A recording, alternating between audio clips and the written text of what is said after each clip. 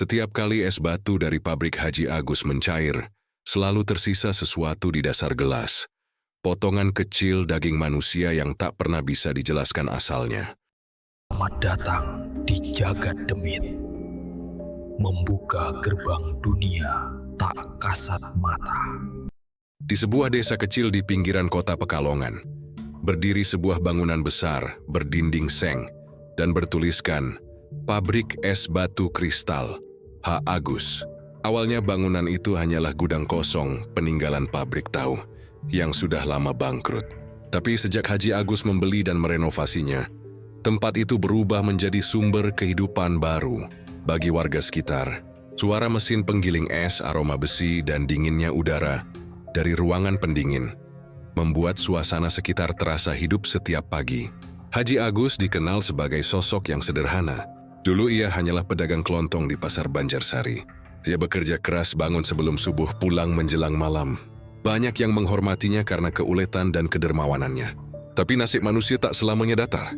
Setelah perusahaannya bangkrut akibat gagal bayar utang bank, Haji Agus sempat menghilang selama beberapa bulan. Ketika ia kembali, ia sudah berubah. Wajahnya tampak lebih pucat, tubuhnya lebih kurus. Namun matanya menatap tajam seperti menyimpan semangat yang tak biasa. Dia datang dengan modal besar dan langsung membeli tanah kosong di ujung desa untuk membangun pabrik es batu. Aku ingin bantu masyarakat. Di sini nanti buat nelayan, pedagang ikan, juga warung-warung kecil. Begitu katanya waktu rapat warga. Tak ada yang curiga. Semua menyambut rencananya dengan gembira. Pabrik itu mulai beroperasi sekitar 3 bulan setelah pembangunan. Awalnya kapasitas produksinya kecil, sekitar 1 ton es per hari. Haji Agus mempekerjakan 10 orang warga sekitar, kebanyakan pemuda pengangguran. Mesin pembeku yang ia gunakan tampak tua, hasil lelangan dari pabrik lain, namun bekerja dengan baik. Hari-hari awal berjalan lancar. Para karyawan bekerja dari pagi hingga sore, dan malam hari mesin dimatikan untuk menghemat listrik. Namun sebulan kemudian sesuatu mulai berubah. Pabrik itu kini tak pernah berhenti beroperasi. Mesin berputar terus siang dan malam tanpa henti. Anehnya, mesinnya tak pernah rusak, tak pernah panas, padahal seharusnya butuh istirahat. Para pekerja pun heran, tapi mereka tak berani bertanya. Yang penting gaji mereka selalu dibayar tepat waktu, bahkan naik 2 kali lipat. Kerja di tempat Haji Agus enak, bosnya baik, mesinnya aja kayak enggak kenal lelah, kata salah satu pekerja, Darno, sambil tertawa di warung kopi. Namun tawa itu perlahan hilang ketika warga sekitar mulai mendengar suara aneh setiap malam. Sekitar pukul 2 dini hari, ketika desa sudah sepi dan hanya suara jangkrik yang terdengar, dari arah pabrik selalu muncul bunyi aneh seperti orang memecah es dengan palu besar. Dug, dug, dug, disusul suara seretan besi di lantai. Padahal menurut jadwal, pabrik berhenti beroperasi pada pukul 9 malam. Pernah suatu kali, penjaga malam bernama Sarip memberanikan diri memeriksa sumber suara itu. Ia masuk lewat pintu belakang pabrik sambil membawa senter dan tongkat kayu. Udara di dalam pabrik terasa dingin menusuk, lebih dingin dari biasanya. Kabut tipis keluar dari ruangan pendingin saat Sarip melangkah pelan ke arah suara. Ia melihat sesuatu yang membuat darahnya membeku. Di tengah ruangan, terlihat tumpukan es besar yang belum pernah ia lihat sebelumnya. Dan di atas tumpukan itu tampak sosok bayangan hitam membungkuk, seperti sedang menebas-nebaskan sesuatu ke dalam es. Sarip terpaku. Sosok itu berhenti lalu perlahan menoleh ke arahnya. Bola mata merah menyala terlihat sekilas sebelum ruangan tiba-tiba menjadi gelap. Keesokan paginya, Sarip ditemukan pingsan di depan gerbang pabrik. Setelah sadar, ia tak mau lagi bekerja di sana. Jadi hanya berkata lirih, ada yang jaga es itu, bukan manusia. Tapi Haji Agus menanggapinya dengan tenang. Joy bahkan menambahkan 2 penjaga baru dan memberikan santunan pada Sarip agar diam. Anehnya setelah kejadian itu pesanan es semakin banyak. Banyak nelayan dan pedagang dari luar kota, bahkan dari Tegal dan Batang, datang memesan. Mereka bilang es batu dari pabrik Haji Agus berbeda.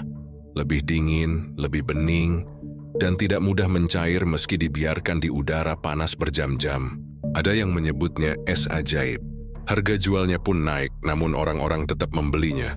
Esnya kayak kristal, Mas. Nyala kalau kena cahaya lampu. Entah gimana caranya, tapi kualitasnya luar biasa, kata seorang pelanggan. Dalam waktu singkat, Haji Agus menjadi kaya raya. Rumahnya diubah menjadi rumah besar berpagar besi dengan kolam ikan dan taman berlampu.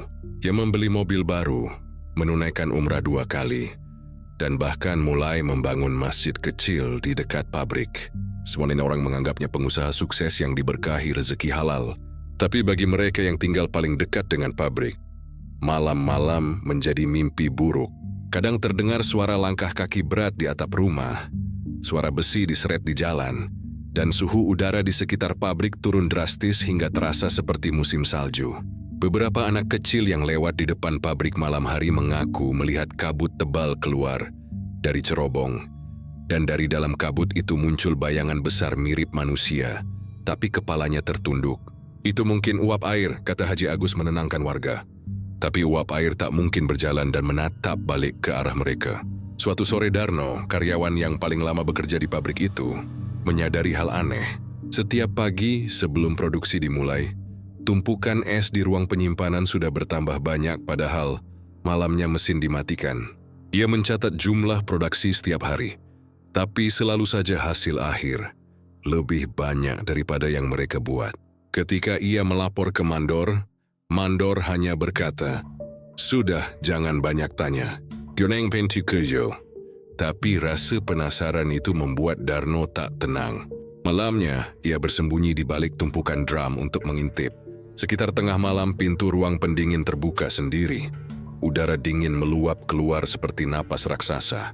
Dari dalam ruangan itu muncul sosok bayangan tinggi, mengenakan kain lusuh berwarna hitam kebiruan, menyeret karung besar yang meneteskan air merah pekat. Dia membuka karung itu dan memasukkannya ke dalam mesin pembeku. Suara berdengung keras disusul aroma amis seperti darah membeku. Darno menahan napas, lalu tanpa sengaja menjatuhkan kunci pas yang dibawanya. Suara logam beradu membuat sosok itu menoleh cepat. Darno tak sempat melihat wajahnya, tapi ia merasakan tatapan tajam menusuk ke dadanya. Ia lari terbirit-birit keluar pabrik, berteriak histeris. Keesokan paginya ia tak kembali bekerja. Beberapa hari kemudian keluarganya melaporkan bahwa Darno hilang. Tak ada yang tahu kemana ia pergi. Namun semenjak kepergiannya, produksi es justru semakin meningkat tajam. Mesin yang dulu hanya menghasilkan 1 ton per hari, kini bisa menghasilkan 4 ton tanpa henti. Orang-orang mulai berbisik bahwa Haji Agus menggunakan sesuatu yang tak wajar untuk menjalankan pabriknya. Beberapa pekerja baru pun mulai ketakutan. Tapi setiap kali ada yang hendak mengundurkan diri, Haji Agus memanggil mereka ke ruang kantornya. Lalu keesokan harinya mereka bekerja lagi dengan wajah pucat dan mata kosong, seperti tidak memiliki jiwa. Desa itu kini berubah. Dingin yang berasal dari pabrik seolah merambat ke udara, membuat pagi terasa muram dan matahari jarang menampakkan diri. Burung-burung berhenti bersarang di pepohonan dekat pabrik. Suatu pagi, seorang warga menemukan potongan es berkilau di sungai kecil belakang pabrik. Saat diambil, di dalamnya terlihat sesuatu menyerupai rambut manusia yang membeku. Warga seketak-kutak, tetapi Haji Agus datang dan membantah semuanya. "Itu cuma lumut, jangan percaya gosip," ujarnya dengan senyum menenangkan. Namun senyum itu tampak kaku, seperti topeng yang menyembunyikan sesuatu yang jauh lebih gelap. Sejak saat itu, nama pabrik es batu kristal Haji Agus menjadi legenda menyeramkan di Pekalongan. Sebuah tempat yang tampak sejuk dari luar, tapi menyimpan rahasia yang membeku di dalam setiap bongkahan esnya. Rahasia yang akan perlahan mencair bersama darah mereka yang mencoba mengungkapnya. Malam itu, hujan turun pelan membasahi halaman pabrik es Haji Agus. Di dalam ruang kantornya yang remang, lampu bohlam berayun pelan terkena hembusan angin dari celah jendela yang tak tertutup rapat. Haji Agus duduk termenung di depan meja kayu yang penuh dengan tumpukan tagihan. Dia menatap selembar kertas bertuliskan peringatan akhir pembayaran listrik industri dari PLN dengan dahi berkerut dan napas berat. Sejak sebulan terakhir, penjualan es batunya turun drastis. Cuaca yang tak menentu membuat permintaan dari nelayan berkurang. Mesin pembeku mulai sering rusak, dan karyawan sudah menagih gaji. Malam itu Haji Agus benar-benar putus asa. "Ya Allah, sampai kapan aku harus begini?" Gumamnya pelan sambil menunduk. Dia mengusap wajah, lalu menatap keluar jendela. Di balik tirai hujan, ia melihat bayangan seseorang berdiri di dekat gerbang pabrik. Sosok itu tinggi, mengenakan jas panjang berwarna hitam pekat, kepalanya tertutup topi lebar. Haji Agus sempat ragu, tapi sosok itu mengangkat tangan, memberi isyarat memanggilnya keluar. Awalnya ia tak peduli, mengira hanya warga yang nyasar, tapi tiba-tiba listrik di pabrik padam seketika. Hanya cahaya petir yang sesekali menyambar dan menampakkan siluet lelaki itu, masih berdiri di tempat yang sama. Tak bergerak sedikit pun. Perasaan aneh menjalari tubuh Haji Agus. Ia mengambil senter, membuka pintu, dan berjalan perlahan ke arah gerbang. Hujan menetes di kepalanya, tapi udara terasa tak seperti biasanya. Dingin, menusuk tulang. "Siapa, Pak? Ada perlu apa malam-malam begini?" tanyanya dengan suara bergetar. Lelaki itu menundukkan kepala, lalu tersenyum samar. Wajahnya pucat, kulitnya halus tapi tampak dingin seperti lilin. "Aku hanya ingin menawarkan jalan keluar, Haji," ucapnya dengan suara berat namun tenang. "Jalan keluar dari apa?" "Dari kesulitanmu," jawab lelaki itu cepat. "Aku tahu pabrikmu sekarat. Aku tahu kau lelah. Aku juga tahu kau ingin bertahan tanpa kehilangan semuanya." Haji Agus menelan ludah. "Kau siapa?"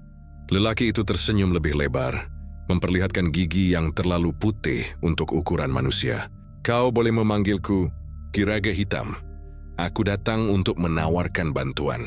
Tapi bukan gratis tentu saja." Haji Agus merasa bulu kuduknya meremang. "Bantuan macam apa?" Lelaki itu berjalan pelan ke arah mesin pendingin yang berdiri di pojok ruangan produksi. "Aku tahu semua tentang es batu, tentang dingin, tentang kesejukan yang membuat manusia tenang," katanya lirih. "Kau tahu kenapa es cepat mencair, Haji? Karena ia tak punya jiwa. Tapi jika kau mau memberinya jiwa, es itu akan menjadi abadi." Haji Agus tertawa gugup. "Maksudmu apa?" "Aku bisa membuat es batumu lebih dingin dari yang pernah ada. Tak akan mencair di bawah matahari, bahkan bisa bersinar seperti kristal. Tapi kau harus membuat perjanjian kecil denganku." Lelaki itu mengeluarkan botol kaca kecil dari balik jubahnya. Di dalamnya terdapat cairan hitam kental yang berputar perlahan seperti hidup.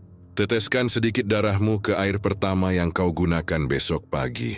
Dan tanda tangani ini," ucapnya sambil mengeluarkan selembar kertas lusuh berwarna kecoklatan. Di bawahnya ada tulisan aksara aneh yang bergerak seperti cacing hidup. "Untuk apa?" tanya Haji Agus dengan nada curiga. "Untuk memberi izin pada yang menjaga dingin agar bekerja untukmu. Kau akan mendapatkan rezeki besar, tapi jangan pernah berhenti membuat es. Jika engkau berhenti, maka yang menjaga itu akan menagih pengorbanannya." Kata-kata lelaki itu membuat dada Haji Agus berdebar. Ia mencoba menolak, tapi bayangan utang, tagihan dan nasib karyawannya membuat pikirannya kabur. "Kalau aku setuju, es itu benar-benar bisa lebih baik." Lelaki itu menatapnya dengan mata yang perlahan berubah menjadi abu-abu dingin. "Kau akan melihat sendiri hasilnya." Haji Agus terdiam lama, menatap hujan yang tak berhenti di luar. Lalu dengan tangan gemetar, ia menusukkan jarum kecil ke ujung jarinya dan meneteskan darah ke dalam botol air yang diberikan lelaki itu. Saat tetes darahnya menyentuh cairan hitam itu, terdengar bunyi mendesis pelan seperti es yang menyentuh api. Udara di ruangan tiba-tiba menjadi sangat dingin. "Bagus," kata lelaki itu lirih. "Mulai besok, air yang kau gunakan untuk membuat es harus selalu disiram dengan setetes cairan dari botol ini. Dan jangan pernah menolak jika ada tamu yang datang mencari pekerjaan padamu. Mereka bukan sembarang manusia." Sebelum Haji Agus sempat bertanya lebih lanjut, sosok itu berbalik dan berjalan keluar pabrik. Saat Haji Agus menatap keluar, lelaki itu sudah menghilang, hanya menyisakan bekas tapak kaki yang mengeras seperti es di tanah berlumpur. Malam itu Haji Agus tidak bisa tidur. Ia terus memandangi botol kecil di tangannya, yang kini berisi cairan bening. Ia merasa antara takut dan penasaran. Akhirnya, sebelum subuh, ia mencampurkan cairan itu ke dalam bak air besar yang akan digunakan untuk mencetak es pertama. Air itu bergelembung sebentar, lalu menjadi sangat jernih, bahkan terasa lebih berat saat disendok. Ketika mesin pembeku dinyalakan, terdengar dengungan aneh yang tidak biasa. Lebih dalam, lebih berat, seperti ada sesuatu yang hidup di dalamnya. Pagi harinya, saat karyawan datang, mereka tercengang melihat hasil produksi pertama hari itu. Es batu yang keluar dari mesin tidak seperti biasanya. Beningnya hampir seperti kaca, tapi di dalamnya ada kilau cahaya lembut yang bergerak perlahan. Saat disentuh, kulit terasa perih seperti terbakar dingin. "Wah, ini luar biasa, Pak Haji," seru seorang karyawan. "Dingin sekali tapi nggak cair-cair, kayak ada cahaya di dalamnya." Haji Agus tersenyum samar, pura-pura tak peduli. Tapi di dalam hati dia tahu sesuatu yang besar baru saja terjadi. Dia segera mengirimkan contoh es itu ke beberapa pelanggan lama. Hasilnya di luar dugaan. 2 hari kemudian pesanan membludak. Para pedagang ikan di pelabuhan berebut ingin membeli es batu dari pabriknya. Mereka bilang es itu bisa menjaga ikan tetap segar hingga 2 hari tanpa mencair. Sejak saat itu pabrik Haji Agus bekerja tanpa henti. Uang mengalir deras, karyawan bertambah, mesin baru didatangkan. Dan seluruh warga desa mulai iri pada kesuksesannya yang tiba-tiba. Tapi di balik keberhasilan itu muncul tanda-tanda ganjil. Setiap kali mesin dinyalakan, suhu di sekitar pabrik turun drastis hingga embun. Muncul di daun-daun meski tengah hari. Kadang terdengar suara seperti rintihan samar dari dalam ruang pendingin. Dan beberapa pekerja mengaku melihat bayangan tangan menempel di balik bongkahan es. Seolah ada seseorang yang terperangkap di dalamnya. Suatu malam, salah satu pekerja, Maman, memutuskan untuk melihat ke dalam mesin setelah listrik tiba-tiba padam. Ia membuka tutup tangki air yang biasanya digunakan untuk mencetak es. Di dalamnya, air tampak jernih berkilau, tapi di dasar tangki terlihat sesuatu seperti rambut hitam panjang melambai-lambai perlahan. Saat Maman mencoba memegangnya dengan tongkat besi, rambut itu mendadak melilit tangannya dan menariknya ke dalam air dengan kekuatan luar biasa. Teriakannya menggema di seluruh pabrik, membuat semua orang panik. Ketika Haji Agus datang, ia menemukan Maman tergeletak di lantai dalam keadaan menggigil. Matanya membelalak, bibirnya membiru. Ia hanya sempat berbisik lemah, "Ada yang hidup di air itu, Pak Haji. Jangan biarkan dia keluar." Lalu napasnya berhenti. Keesokan harinya, Haji Agus menutup kasus itu dengan cepat. Dia menguburkan Maman tanpa banyak bicara dan memberikan uang santunan besar kepada keluarganya. Tapi malam-malam berikutnya, suara aneh kembali terdengar dari dalam pabrik. Suara seperti tawa kecil dari balik mesin pendingin, diikuti aroma amis seperti darah beku. Haji Agus hanya bisa duduk di ruang kantornya, menatap botol kecil yang kini tinggal setengah. Dalam hati, ia sadar bahwa ia telah membuat kesepakatan yang tidak bisa dibatalkan. Setiap tetes cairan dari botol itu berarti rezeki besar, tapi juga berarti satu nyawa yang akan lenyap membeku dalam dingin, yang tak pernah cair.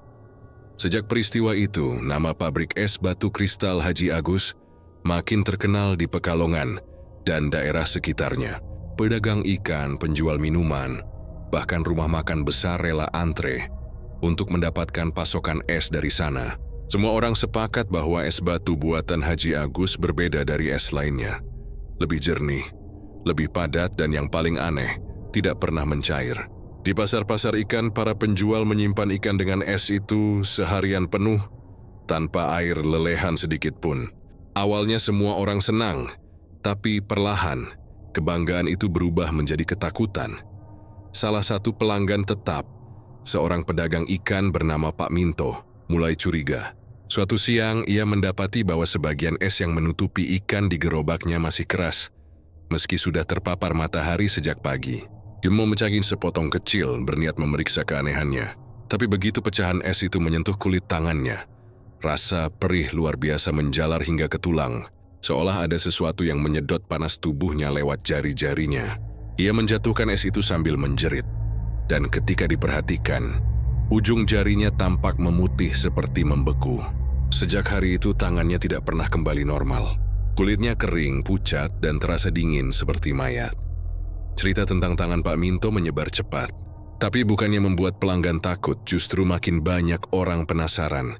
Mereka datang ingin melihat es batu yang katanya bisa mengawetkan tanpa mencair. Beberapa di antara mereka bahkan mencoba mencicipinya karena penasaran dengan dingin abadi yang dibicarakan orang. Salah satunya seorang anak muda penjual jus bernama Randy. Ia mengambil sepotong kecil es kristal dari pabrik dan memasukkannya ke mulut. Seketika ia berteriak menggeliat kesakitan. Lidahnya membiru, membengkak, dan bagian dalam mulutnya seperti terbakar dari dalam. Ia tak bisa bicara selama berhari-hari, dan saat sembuh pun, suaranya berubah parau seperti selalu berbicara dalam napas dingin. Warga mulai gelisah. Tapi anehnya, bisnis Haji Agus justru semakin maju. Johnny memproduksi pabrik menambah mesin baru, dan Mori menggaji karyawan lebih tinggi. Tiap malam, dari dalam pabrik terdengar suara mesin bergemuruh.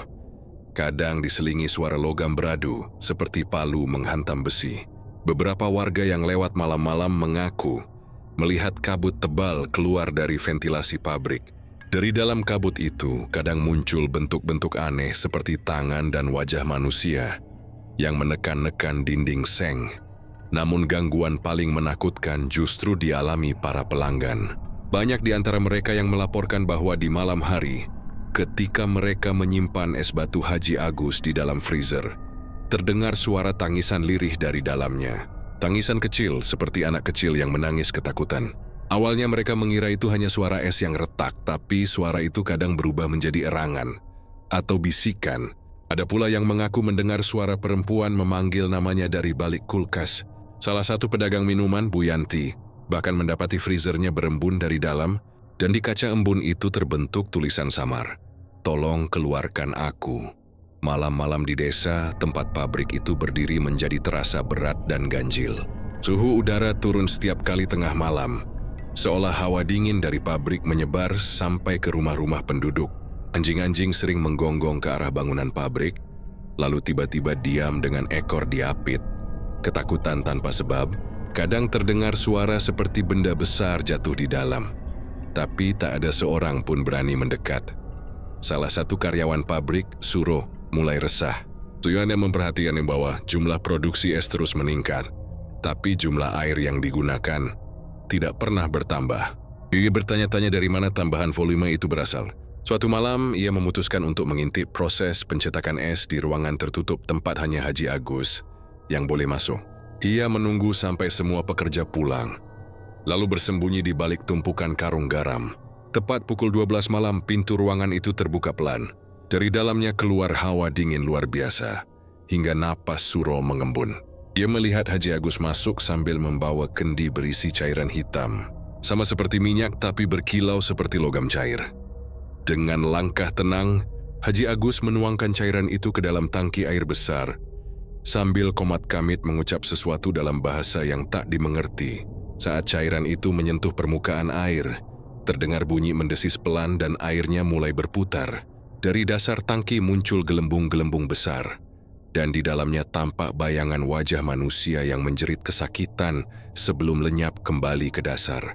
Haji Agus lalu mengambil sebilah pisau kecil, menorehkan jarinya, dan meneteskan darah ke air itu. Seketika ruangan bergetar halus dan suhu turun drastis. Suro yang bersembunyi hampir berteriak saat melihat kabut dingin berubah bentuk menjadi sosok tinggi berkulit biru pucat dengan mata merah menyala, berdiri tepat di belakang Haji Agus. Sosok itu menyentuh bahu Haji Agus dengan tangan penuh es, dan kemudian menghilang ke dalam air. Suro kabur ketakutan malam itu. Keesokan paginya ia mencoba menceritakan kejadian itu pada rekan kerjanya.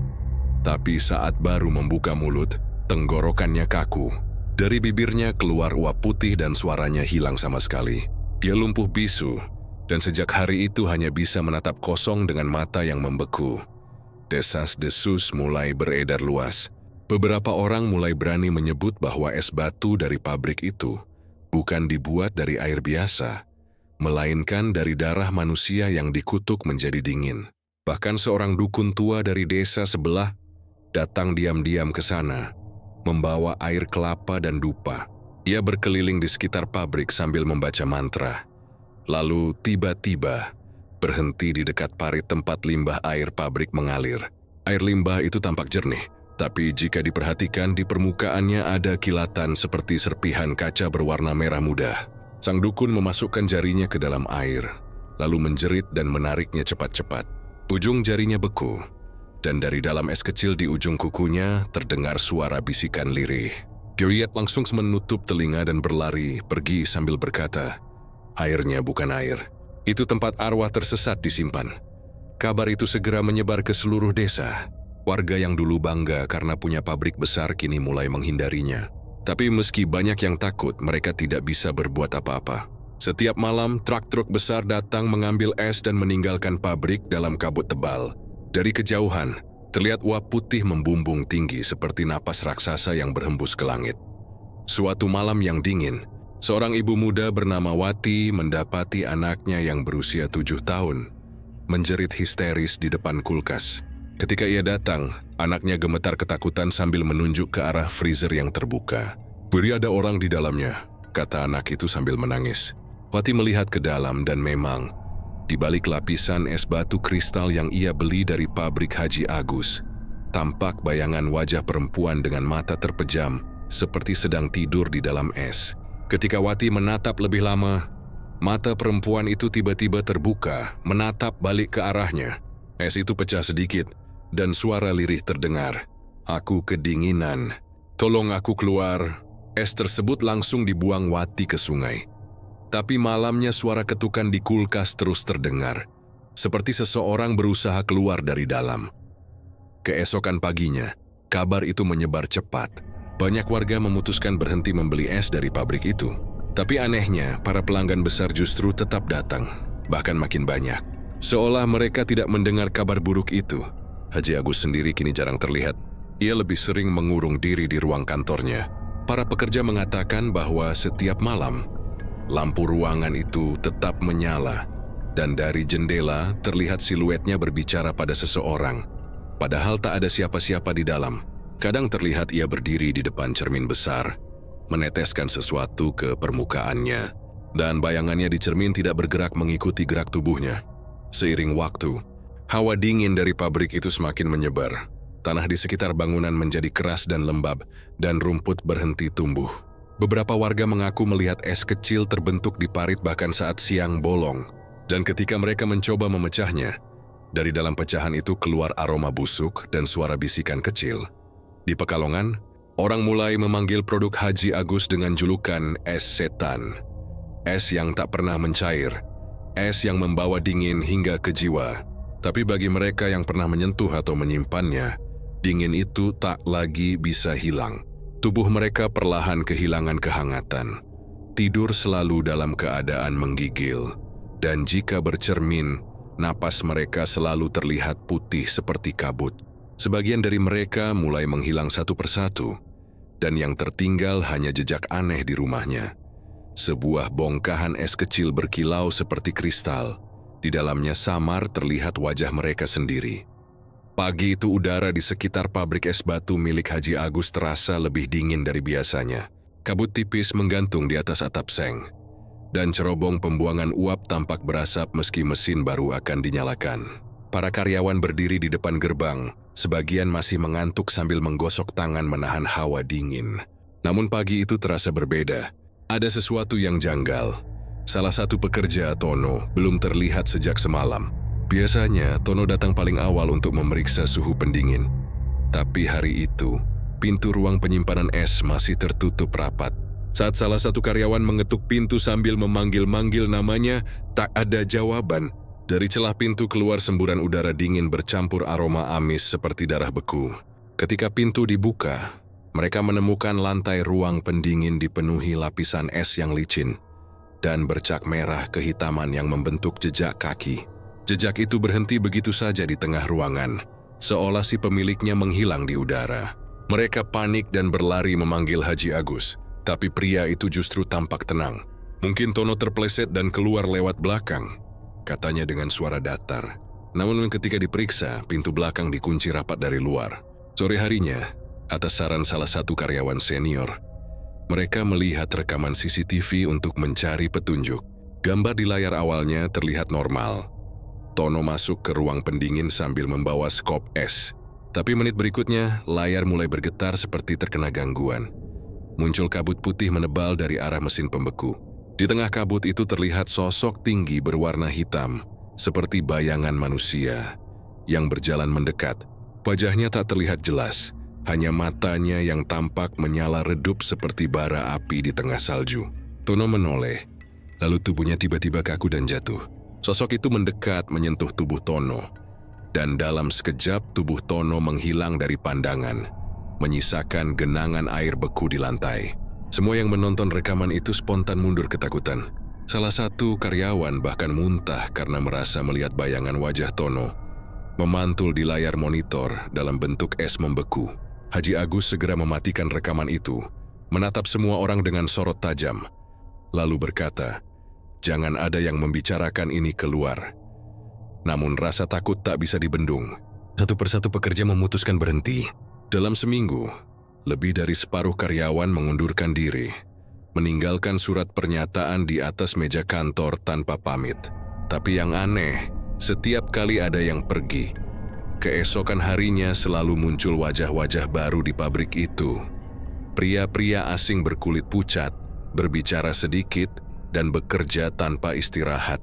Tak ada yang tahu dari mana mereka datang, tapi Haji Agus memperkenalkan mereka sebagai pekerja kontrak dari luar kota. Mereka jarang terlihat di luar area pabrik, dan bahkan warga sekitar jarang melihat mereka pulang.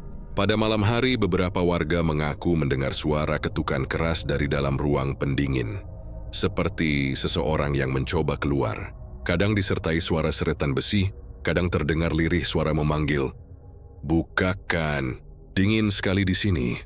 Suatu malam, salah satu mantan karyawan bernama Asep nekat datang kembali untuk mencari tahu kebenarannya. Ia merasa bersalah meninggalkan Tono tanpa kepastian. Dengan senter kecil dan kunci bekas, ia menyelinap masuk ke pabrik yang sudah sepi. Ruang pendingin masih mengeluarkan uap dingin dari celah pintu. Begitu ia masuk, suhu di dalam langsung menusuk tulang. Ia melihat lantai berkilau beku dan tumpukan es balok di sudut ruangan. Saat senter diarahkan ke dinding, jantungnya berdegup keras. Ada bentuk seperti tangan manusia membeku di balik lapisan es, seolah seseorang mencoba menembus dari dalam. Joyi mendekat dengan gemetar, dan sebelum sempat menyentuhnya, tangan itu bergerak. Lapisan es retak, dan terdengar bisikan lirih, "Tolong aku." Asep menjerit berlari ke pintu, tapi tiba-tiba ruangan diselimuti kabut pekat. Dari tengah ruangan muncul sosok tinggi berwarna hitam, sama seperti dalam rekaman CCTV. Sosok itu melangkah pelan, setiap jejak kakinya menimbulkan lapisan es baru di lantai. Asep mencoba membuka pintu, tapi engselnya membeku. Ia hanya sempat mendengar bisikan dingin di telinganya, "Kau tak boleh pergi." Sebelum seluruh tubuhnya membeku dalam posisi menunduk, membatu bersama kabut yang menelan seluruh ruangan. Keesokan paginya, Haji Agus menemukan pintu ruang pendingin terbuka sedikit. Di dalamnya, ada bongkahan es besar berbentuk manusia yang membungkuk. Tak ada darah, tak ada tanda perlawanan. Ia menatapnya lama, lalu tersenyum tipis. Dengan nada tenang, ia memanggil pekerja barunya, menyuruh mereka memecahkan bongkahan itu menjadi balok-balok kecil untuk dikirim ke pelanggan. Saat bongkahan itu dipecah, beberapa pekerja mengaku mendengar suara retakan yang disertai jeritan halus dari dalam es. Tapi Haji Agus hanya berujar, "Itu cuma suara udara terjebak." Sejak hari itu, pabrik kembali beroperasi dengan lancar. Tak ada lagi laporan kehilangan karyawan, karena Haji Agus seolah sudah punya sumber tenaga kerja tanpa batas. Namun warga sekitar mulai merasakan hawa aneh setiap lewat depan pabrik. Udara di sekitarnya selalu terasa dingin menusuk meski siang hari, dan kadang terlihat butiran es kecil menempel di pagar seperti embun beku.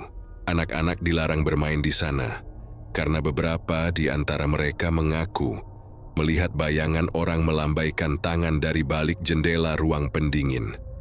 Padahal di dalam seharusnya tak ada siapapun.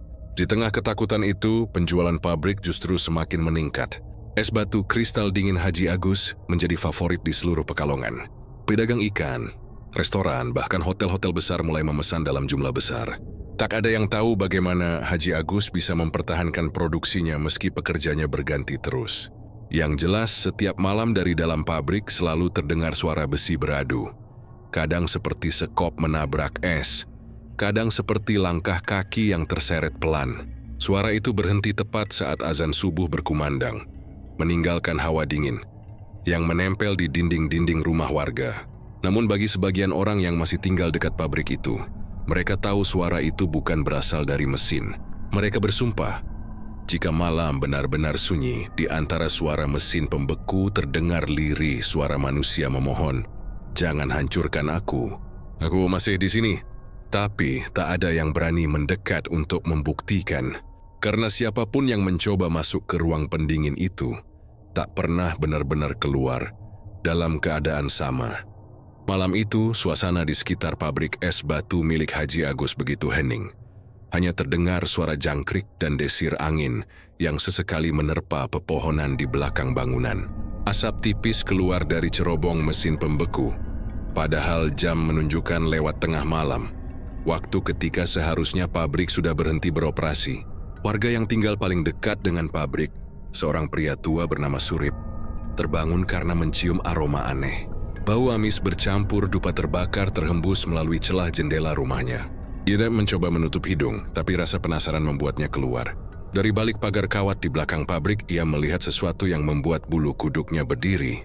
Di bawah cahaya temaram lampu pabrik, Haji Agus tampak berlutut di depan sebuah bak besar berisi air dan potongan es.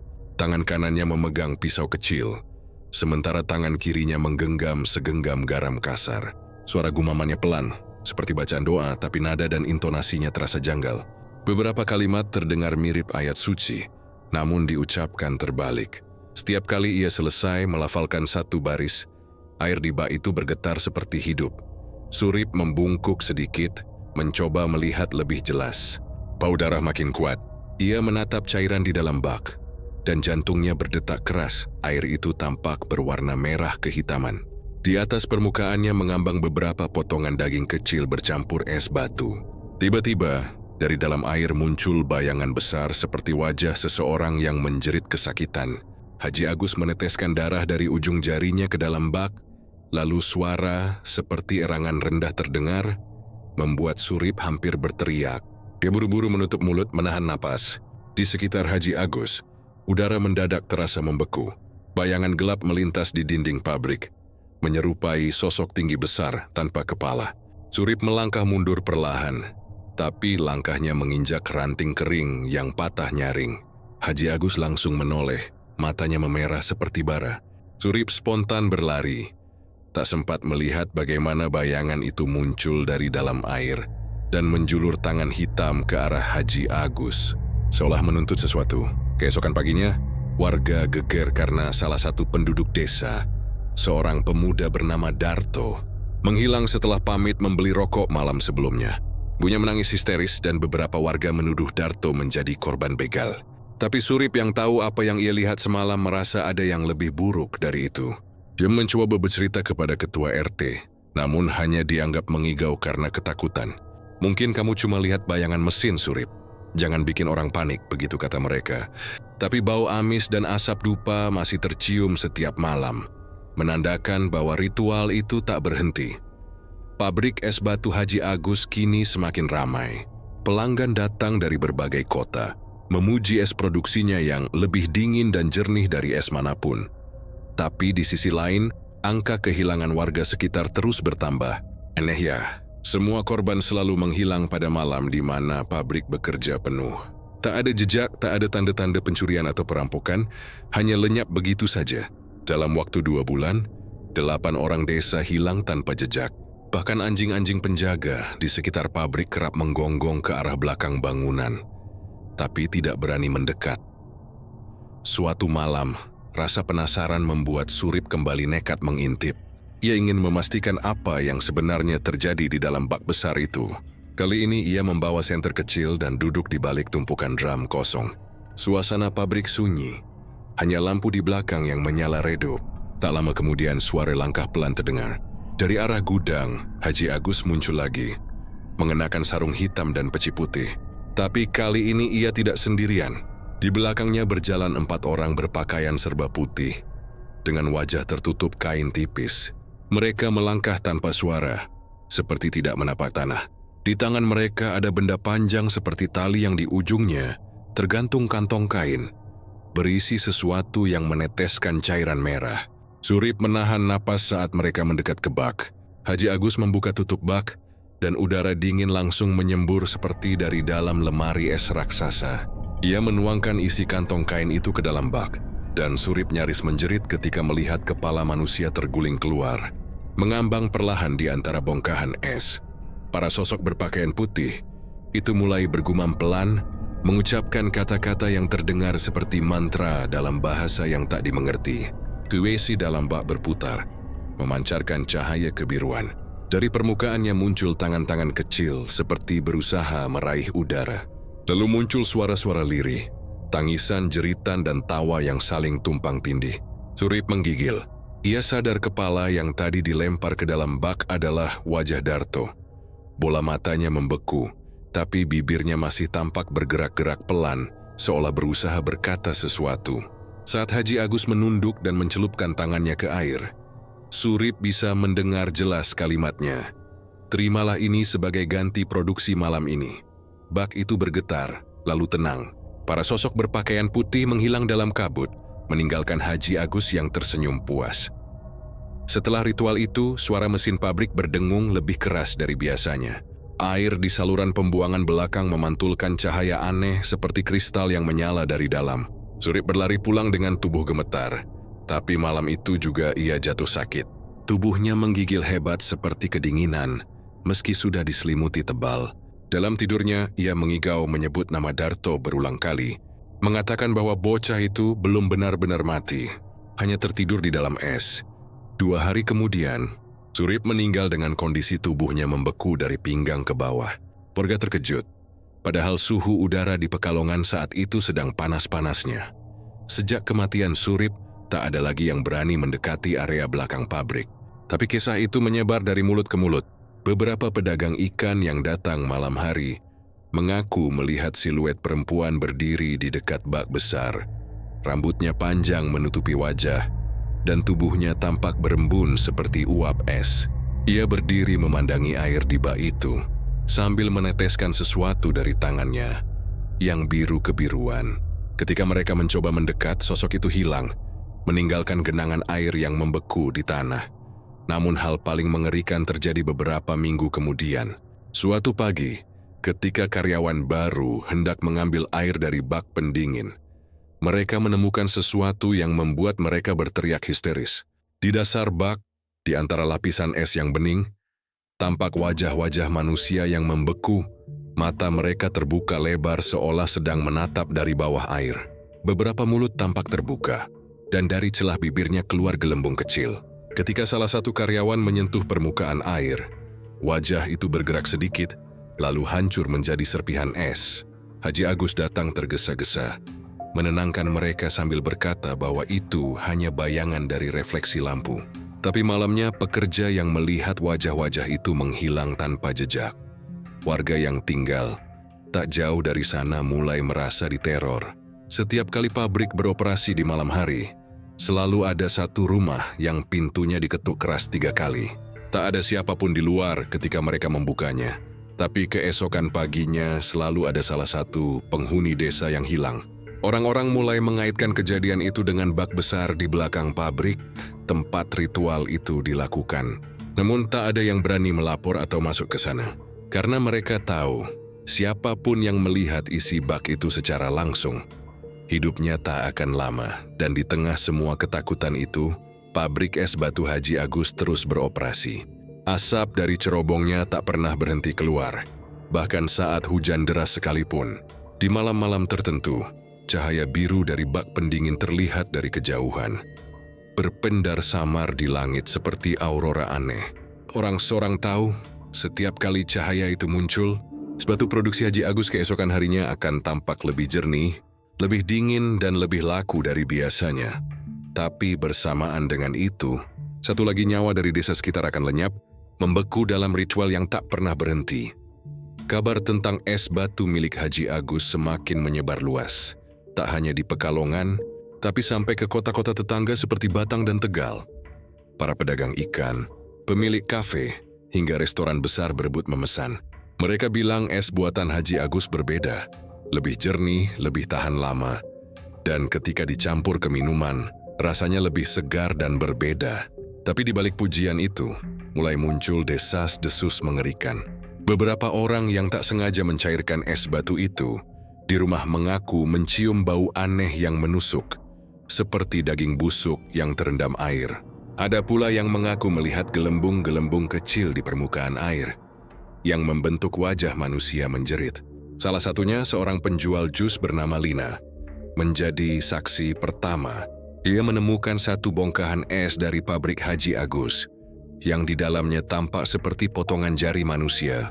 Awalnya ia mengira itu hanya ilusi dari bentuk kristal, tapi ketika es itu mulai mencair, potongan itu semakin jelas, lengkap dengan kuku berwarna kebiruan dan sendi yang tertekuk aneh. Lina berteriak histeris dan menumpahkan airnya ke tanah, tapi dari genangan itu muncul aroma anyir bercampur bau dupa, membuatnya muntah seketika. Sejak hari itu Lina jatuh sakit, tubuhnya panas dingin dan setiap malam ia mengigau seolah-olah ada seseorang yang memanggil namanya dari dalam kulkas. Cerita Lina membuat warga sekitar mulai cemas. Mereka mendatangi rumah dukun tua bernama Mbah Juri. Orang yang dikenal bisa membaca tanda-tanda gaib di desa itu. Setelah mendengar cerita, Mbah Juri hanya terdiam lama. Dia meminta dibawakan sepotong es dari pabrik Haji Agus untuk diperiksa. Malamnya, ia meletakkan es itu di dalam wadah tanah liat dan membakar dupa di sekelilingnya. Tak lama, udara di ruangannya berubah dingin. Api dupa bergetar, lalu padam seketika. Mbah Juri menatap permukaan air yang mulai mencair dan berbisik pelan. Ini bukan es biasa. Ini penjara bagi arwah. Ia kemudian menatap warga dengan wajah serius. Setiap bongkahan es ini menyimpan satu roh manusia yang dijadikan tumbal. Mereka dibekukan hidup-hidup. Tubuhnya menjadi bagian dari ritual, jiwanya dikunci di dalam air. Semakin banyak es dijual, semakin banyak roh yang terperangkap. Ucapan itu membuat semua orang di ruangan membisu ketakutan. Sejak malam itu, suasana desa berubah mencekam. Angka kehilangan warga meningkat drastis, terutama setiap kali pabrik mendapat pesanan besar dari luar kota. Dalam 1 minggu, 3 orang hilang secara misterius. Salah satunya adalah anak kecil berusia 10 tahun yang terakhir, terlihat bermain dekat trik pengangkut es Haji Agus. Warga mulai sadar bahwa setiap kali truk pabrik melintas pada malam hari, udara di sekitarnya menjadi dingin tak wajar, dan suara tangis samar terdengar dari balik tumpukan es di dalam bak pengangkut. Bahkan anjing-anjing kampung menggonggong histeris setiap kali truk itu lewat, seolah mencium aroma kematian yang ikut terbawa di udara. Namun, meski banyak yang mulai curiga, tak ada yang berani menuduh langsung. Haji Agus sekarang dikenal sebagai orang kaya baru yang berpengaruh. Ia menyumbang untuk masjid, memberi beras ke warga, dan sering mengadakan pengajian besar. Tak ada yang berani bersuara. Tapi di balik wajah dermawan itu, pabriknya semakin menyeramkan. Beberapa pekerja yang masih bertahan mengaku sering melihat kilatan wajah-wajah asing di permukaan es saat mesin pendingin sedang berputar. Kadang mereka mendengar suara rintihan seperti orang kehausan dari dalam tangki air. Bila mereka menatap terlalu lama, bayangan di dalam air itu berubah menjadi mata yang menatap balik, penuh kebencian. Suatu malam, seorang pekerja baru bernama Jafar nekat membuka salah satu lemari pembeku besar tanpa izin. Ia penasaran mengapa suhu di ruangan itu selalu jauh lebih dingin daripada tempat lainnya. Saat pintu terbuka, hawa beku langsung menyergap membuat napasnya seolah membeku di tenggorokan. Dia menyorotkan senter dan terperangah melihat tumpukan balok es yang tidak biasa. Warnanya bukan bening, melainkan agak kebiruan dengan bayangan samar di dalamnya. Ia mendekat, mengusap permukaan es dan matanya membesar saat melihat wajah manusia membeku di balik kristal itu. Bibirnya terenganga, matanya terbuka lebar, dan ada air mata beku di sudut matanya. Jafar menjerit dan berlari keluar. Keesokan paginya, ia mengundurkan diri tanpa pamit, meninggalkan pakaian kerjanya di ruang istirahat. 2 hari kemudian, tubuhnya ditemukan di sungai, membeku kaku meski air sungai itu mengalir deras. Kematian Jafar membuat beberapa warga semakin yakin ada sesuatu yang jahat di balik pabrik itu. Mereka kembali meminta bantuan Mbah Juri untuk menelusuri. Malam berikutnya, dukun tua itu datang diam-diam ke area belakang pabrik dengan membawa kendi berisi air kembang 7 rupa. Dia menaburkan bunga di sekitar pipa pembuangan yang meneteskan air sisa es. Ketika air itu jatuh ke tanah, bunga-bunga langsung layu dan berubah hitam.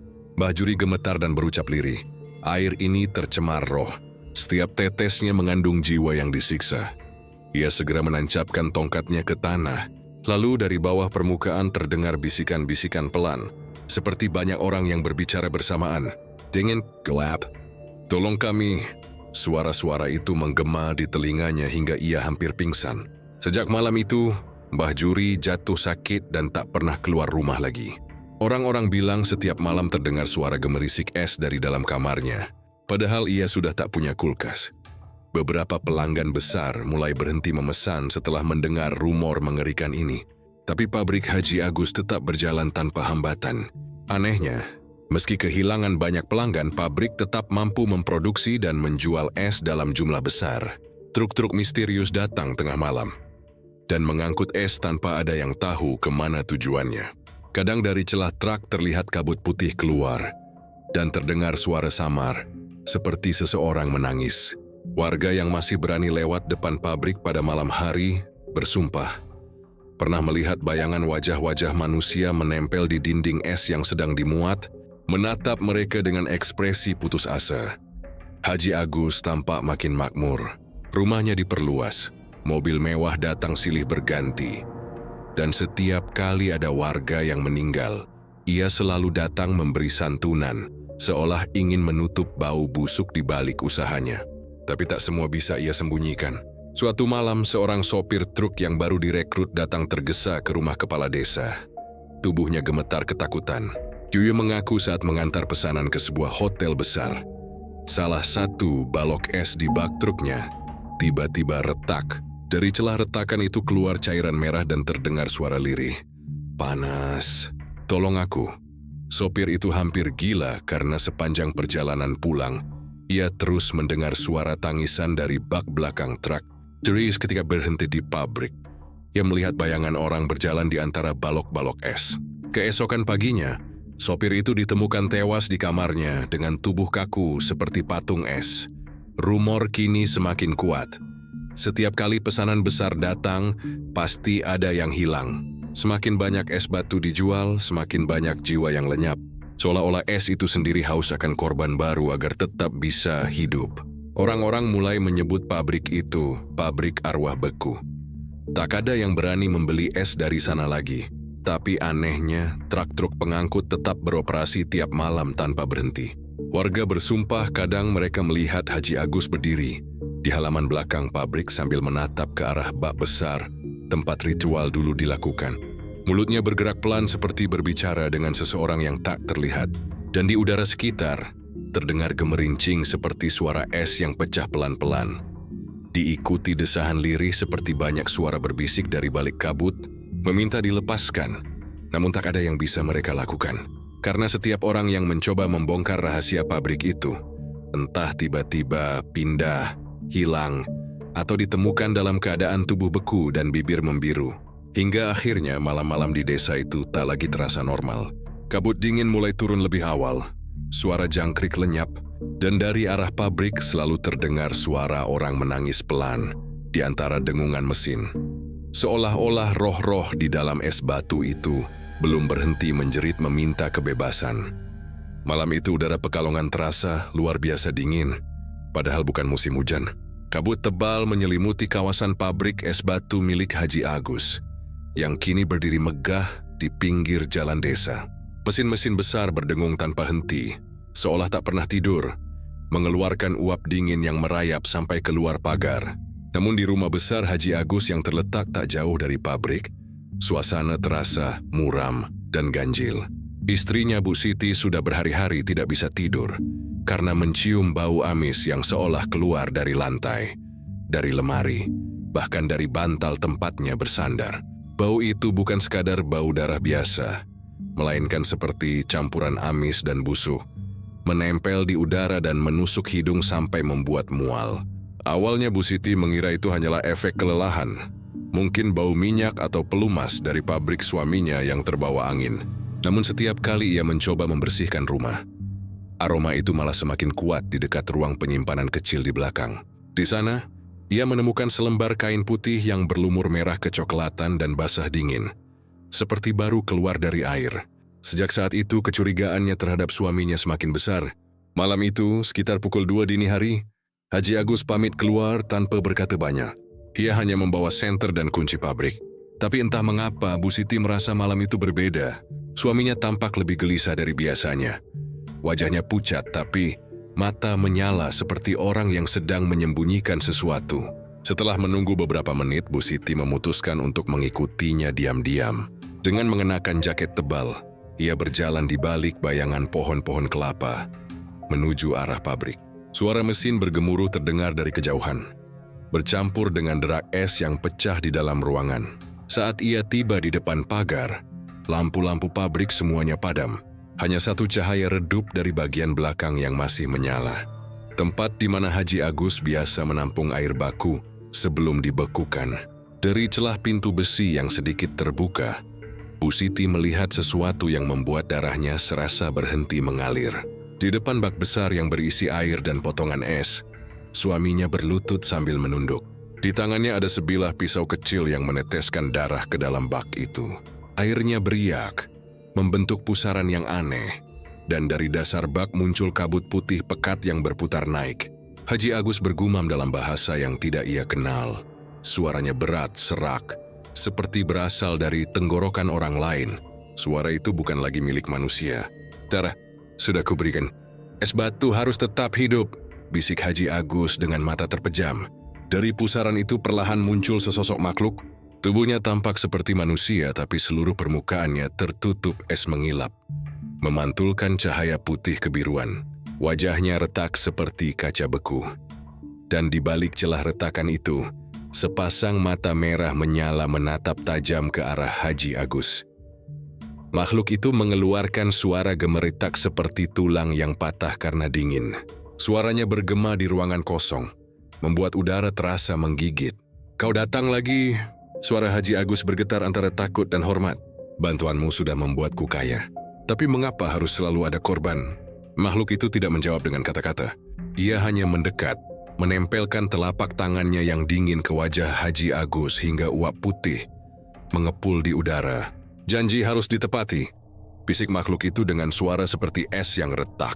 Bu Siti menutup mulutnya agar tidak berteriak. Tapi saat ia melangkah mundur, kakinya menyenggol kaleng logam. Suara dentingan itu memantul keras di ruangan yang sunyi. Seketika Haji Agus menoleh, matanya melebar. "Siti," panggilnya pelan, tapi dengan nada ketakutan. Bu Siti berlari sekuat tenaga menuju pintu. Namun kabut dingin tiba-tiba merayap cepat mengejarnya. Dari belakang ia mendengar suara gemeretak tulang dan desis makhluk beku itu semakin dekat. Udara mendadak membeku. Napasnya menjadi kristal, kulitnya terasa kaku. Ia hampir mencapai pintu ketika tangan dingin menyentuh bahunya. Tubuhnya langsung kaku. Matanya terbuka lebar dan dari mulutnya keluar asap putih tipis seperti embusan es. Pagi harinya, para pekerja pabrik menemukan pintu belakang terbuka. Namun tak ada seorang pun di sana. Hanya lantai yang basah dengan lapisan tipis es dan sehelai kain batik milik Bu Siti yang membeku di lantai. Haji Agus menutup pabrik sehari penuh hari itu. Kepada warga yang bertanya, ia hanya menjawab pendek bahwa istrinya pulang ke kampung untuk berobat. Namun beberapa hari kemudian, warga sekitar mengaku melihat sesosok perempuan berdiri di depan pagar pabrik setiap tengah malam. Tubuhnya tampak pucat kebiruan, rambutnya basah, dan dari matanya keluar uap dingin. Ia hanya berdiri diam, menatap ke arah jendela kantor Haji Agus, seolah menunggu seseorang membuka pintu. Setelah itu suhu di sekitar pabrik semakin tidak wajar. Kabut tebal terus muncul bahkan di siang hari. Dan mesin pabrik meski tak pernah berhenti beroperasi, mulai mengeluarkan suara seperti rintihan manusia. Sejak malam itu pabrik es batu Haji Agus tak lagi hanya menghasilkan es, tapi juga menyimpan rahasia beku tentang arwah yang menjerit di dalam setiap kristalnya. Malam itu, udara di Pekalongan terasa lebih pekat dari biasanya. Kabut dingin menggantung di udara, menyelimuti kawasan pabrik es batu milik Haji Agus yang berdiri sunyi di antara pohon-pohon pisang. Tak ada suara mesin seperti biasanya. Tak ada truk pengangkut yang datang. Namun dari dalam pabrik, samar terdengar suara seperti erangan manusia yang tertahan di antara deru angin dingin. Warga sekitar sudah lama gelisah. Sejak hilangnya Bu Siti, istri Haji Agus, desas-desus tentang pabrik itu semakin gila. Ada yang bilang di malam hari terlihat cahaya biru menembus dinding pabrik. Ada pula yang bersumpah mendengar jeritan samar dari dalam mesin pembeku. Setelah beberapa pemuda desa hilang secara misterius, barulah keberanian muncul dari ketakutan. seorang ustaz muda bernama Ustaz Karim memutuskan untuk mengungkap apa yang sebenarnya terjadi di dalam pabrik itu. Dengan ditemani 5 orang warga, mereka membawa senter, beberapa kitab doa, dan air yang sudah dibacakan ayat suci. Malam tu, mereka melangkah perlahan ke arah pabrik. Bau amis menyambut sejak di depan pagar, dan udara terasa menggigit dingin sampai tulang. Begitu pintu besi besar itu didorong, bunyinya melengking panjang seperti jeritan besi diseret. Dari dalam ruangan, hawa dingin menyerbu keluar, membuat uap putih mengepul dari mulut mereka. Lampu-lampu di dalam pabrik redup, hanya sebagian yang menyala, berkelip-kelip seperti hampir padam. Tapi yang paling mengerikan adalah suara. Desisan halus yang seolah datang dari dalam dinding. Mereka menyusuri lorong menuju ruang pendingin utama. Setiap langkah menimbulkan gema yang menggantung lama di udara. Dindingnya basah, licin, dan berembun. Saat senter diarahkan ke satu sisi, salah satu warga langsung berteriak pelan dan terjatuh. Semua mata menolehkan, dan disitulah mereka melihatnya. Dinding ruang pendingin itu tertutup lapisan es tebal, yang di dalamnya tampak wajah-wajah manusia. Wajah itu membeku dalam ekspresi ketakutan. Mulut terbuka seolah sedang berteriak. Mata mereka masih terbuka lebar dan tampak hidup. Ada yang seperti tangan mencoba keluar dari dalam es. Jari-jarinya terjepit, membiru, dan membeku di tempat. Ustaz Karim beristighfar berkali-kali. Dia memerintahkan semua orang untuk mundur. Tapi suara mesin tiba-tiba menyala sendiri. Deru keras menggema dari seluruh ruangan, membuat lantai bergetar. Freezer besar di sisi kanan mulai bergetar hebat dan suhu ruangan turun drastis. Nafas mereka berubah menjadi kabut tebal. Dari ventilasi terdengar suara seperti napas berat dan tangisan. Satu warga berlari ke arah pintu. Tapi pintu itu menutup sendiri dengan benturan keras. Baca doa. Sekarang! Seru Ustaz Karim dengan suara tegas. Mereka pun membaca ayat kursi keras-keras. Namun saat ayat itu menggema di udara, ruangan seakan menolak suara suci itu. Lampu padam serentak, hanya menyisakan cahaya dari senter mereka. Di dinding mulai retak, satu persatu wajah manusia di dalamnya seperti bergerak, membuka mata, dan menatap mereka. Beberapa mulai meneteskan air yang bukan sekadar air lelehan, tapi merah, seperti darah. Bau busuk besi bercampur amis memenuhi ruangan. Tiba-tiba mesin terbesar di pojok menyala dengan suara berderak, lalu pintunya terbuka dengan hentakan keras. Dari dalamnya mengalir cairan merah gelap, bercampur potongan kecil sesuatu yang tidak bisa mereka kenali. Sampai salah satu warga menyorotkan senter dan menjerit histeris. Di dalam freezer itu ada potongan tubuh manusia, tangan, kaki, bahkan kepala. Semuanya membeku dalam posisi seperti sedang mencoba keluar. Dari balik kabut dingin yang keluar dari mesin, muncul sosok. Tubuhnya tinggi dan gemetar, kulitnya pucat membiru seperti daging beku. Matanya bersinar putih kebiruan, bibirnya kaku dan retak. Tidak salah lagi, itu Haji Agus. Tapi wajahnya bukan lagi seperti manusia. Kulitnya pecah-pecah seperti kaca yang retak, dan setiap kali ia berbicara, keluar uap dingin dari mulutnya. Kalian tidak seharusnya di sini. Suaranya berat, serak, seperti berasal dari dalam rongga besi. Ustaz Karim mengangkat botol air doa dan menyiramkannya ke lantai, tepat di depan Haji Agus. Begitu air itu menyentuh lantai, terdengar suara mendesis seperti air yang menimpa logam panas. Haji Agus menjerit keras, suaranya menggema hingga membuat telinga sakit. Dari punggungnya muncul kabut tebal yang membentuk sosok-sosok lain. Wajah-wajah yang mereka lihat di dinding es kini melayang di udara, berteriak bersamaan. Dia tidak bisa pergi. Dia terikat di sini.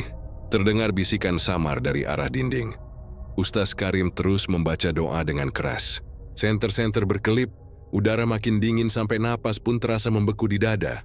Es di dinding pecah satu persatu, memuntahkan air yang bercampur darah, membuat seluruh lantai tergenang. Wajah-wajah itu keluar, berputar di udara seperti pusaran arwah yang tersiksa. Haji Agus menjerit lebih keras, kedua tangannya menutup telinga. Aku hanya ingin kaya.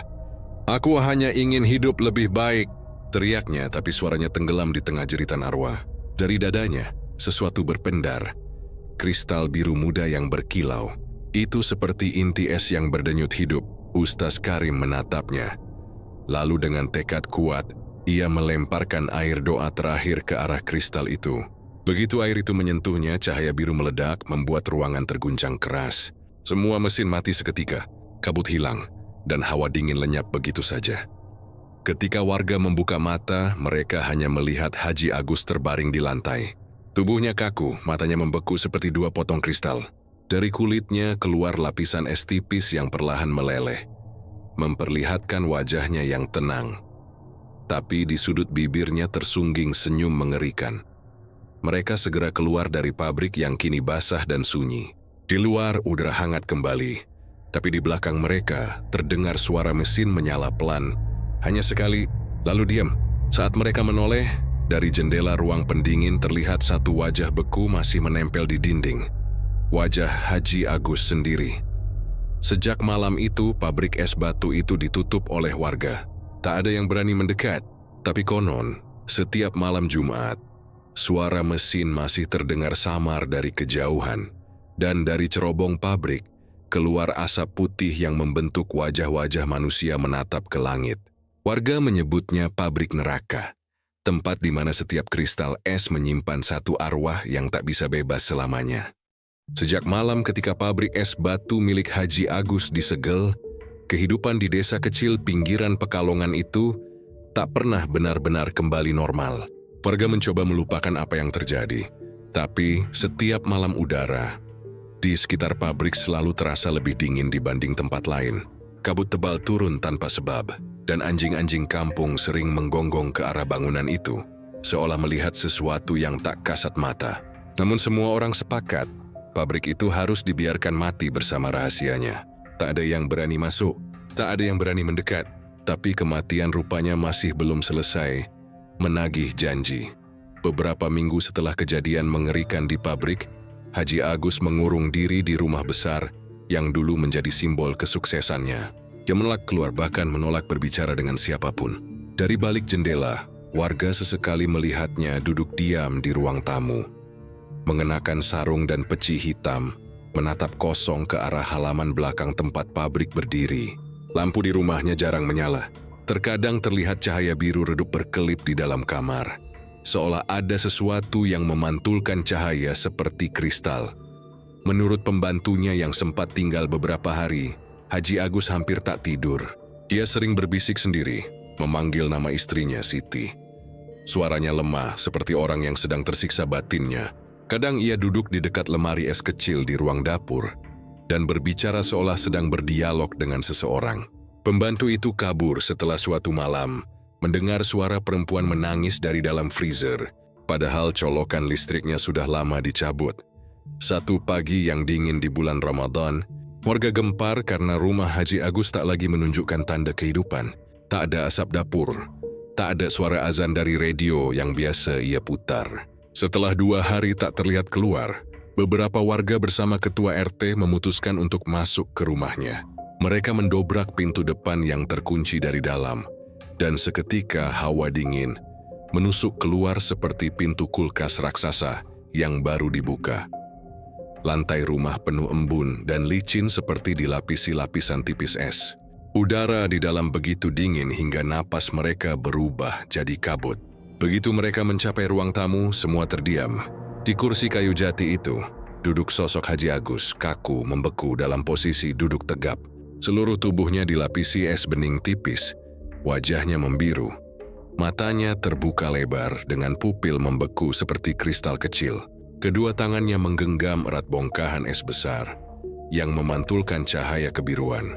Ketika salah satu warga berani mendekat dan menyorotkan senter, mereka melihat sesuatu yang membuat bulu kuduk berdiri. Bongkahan es itu berbentuk seperti wajah manusia.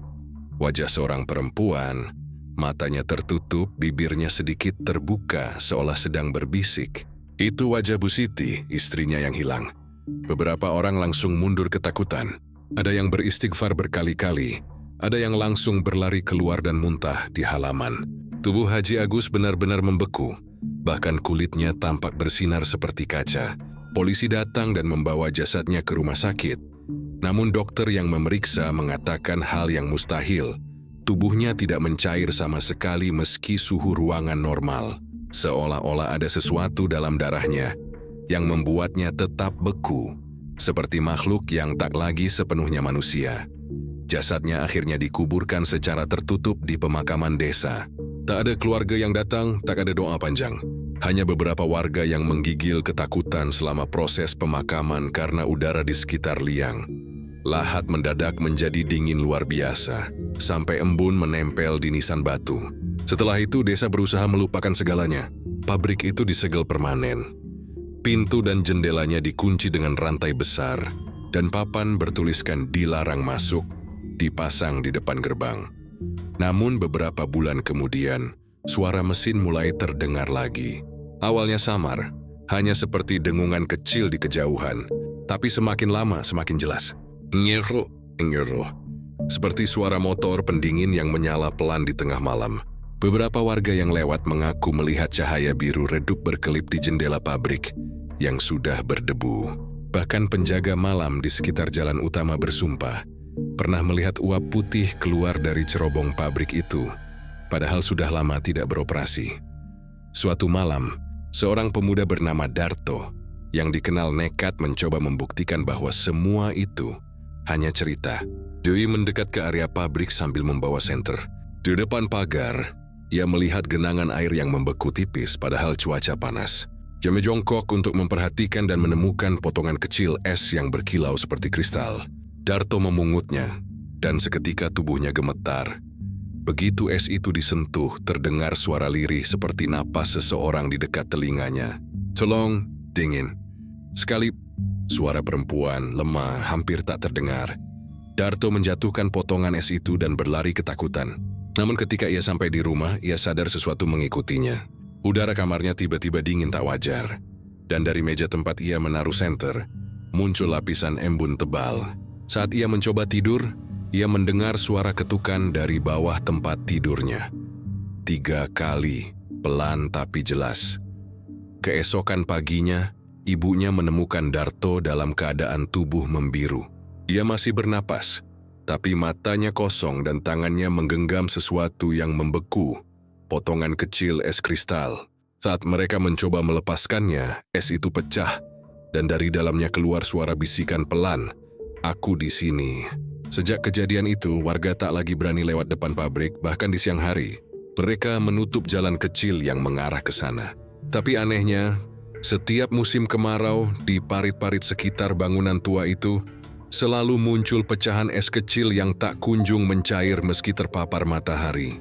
Bila diperhatikan dari dekat, pecahan itu seperti memiliki bentuk wajah-wajah kecil yang sedang berteriak di dalamnya. Beberapa kali anak-anak nakal mencoba mengambilnya, namun selalu jatuh sakit setelahnya. Tubuh mereka panas seperti terbakar, tapi kulitnya terasa sedingin es. Tak ada yang bisa menjelaskan. Ustaz Karim hanya berkata bahwa arwah-arwah yang terperangkap belum menemukan jalan keluar. Karena janji antara manusia dan iblis tidak bisa diputuskan hanya dengan kematian. Konon, setiap malam Jumat, jika seseorang berdiri di depan gerbang pabrik dan diam selama 30 detik, akan terdengar suara mesin yang perlahan menyala dari dalam. Lalu suara langkah kaki berat, diikuti derak pintu besi yang terbuka sedikit. Dari celah itu, kabut dingin mengalir keluar bersama bayangan seseorang yang tampak duduk di balik jendela. Wajahnya pucat membiru, dan di tangannya masih tergenggam bongkahan es berbentuk wajah perempuan. Hingga kini, warga menyebut tempat itu dengan satu nama yang membuat bulu kuduk berdiri. Es terakhir, Haji Agus. Sebab di setiap pecahan kristal yang ditemukan di sekitar pabrik, jika didekatkan ke telinga, selalu terdengar suara halus berbisik, suara yang memohon, menangis dan memanggil satu nama yang sama, Agus.